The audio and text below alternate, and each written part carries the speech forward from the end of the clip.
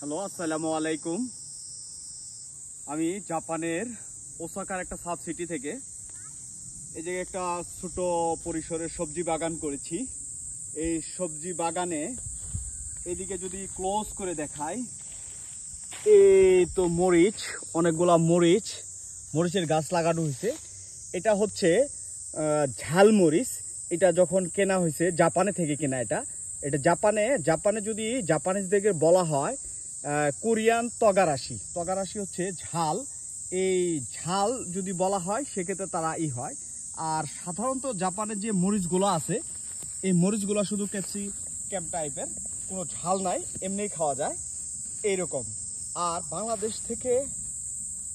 বাংলাদেশের এই তো আছে, ডাঙা শাকগুলো আছে অস্থির। যদি দেখায় এদিকে, যদি রাউন্ড শেপ করে যদি দেখানো হয়, এই যে এর যে অস্থিরনেস, বিদেশের মাটিতে বসে যে ডাঙা খাওয়ার যে অনুভূতি বা ডাঙা দেখলে যে শান্তি মনে আসে, এটা আসলে অকল্পনীয়।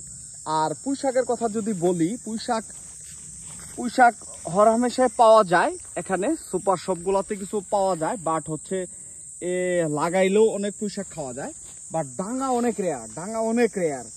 আর এই যে পুঁই শাক, আর একটা ছোট করে যদি এদিকে দেখাই, এদিকে কিছু কচু গাছ লাগানো হয়েছে, কয়েকটা কচু, এগুলা বড় হয়ে গেছে। কচুর মুখী লাগানো হয়েছিল, কচু গাছ বড় হয়ে গেছে। আর বাংলাদেশে তো আনাচে কানাচে এত পরিমাণ কচু পরে থাকে, বাট এখানে কচুটাও রেয়ার। কচুর অনেক দাম, এক্সপেন্সিভ। আমাদের যে ফ্যান কচুগুলো আছে, এই ফ্যান কচুগুলা পার ভেদে 3000 থেকে 3500 টাকা পর্যন্ত দাম হয়, মানে 5000 টাকা পর্যন্ত যদি একটু বড় সাইজ হয়। আর সেই অনুযায়ী সেই কচুটা এই জায়গায় অনেক রেয়ার, কচু রেয়ার। আর এটা হচ্ছে মিষ্টি কুমড়া, এটা হচ্ছে মিষ্টি কুমড়ার গাছ। এই হচ্ছে বাগানের হালচাল। পাশেই দেখা যাচ্ছে অনেক সুন্দর শাপলা ফুল, পদ্ম ফুটে আছে, জাপানিজ পদ্ম। আর এই পাশে ধান ক্ষেত। এই একটা জাপানিজ ভদ্রলোক, সে পরিশ্রমী মানুষদের অনেক পছন্দ করে, সেই জন্য উনি এই জমিটা দিয়েছে আমাকে। আমি এই জমিটাতে অনেক কিছু রোপণ করেছি, ডাঙা, মরিচ, তারপর পুঁই শাক, তারপরে মিষ্টি লাউ, কচু। আর অন্য আরেকটা জায়গা আছে ওনার বাসার পাশে, ওই বাসার পাশে যেটা, ওটাতেও অনেক কিছু রোপণ করেছি। লাল শাক বুনেছিলাম, লাল শাকের অবস্থা খারাপ।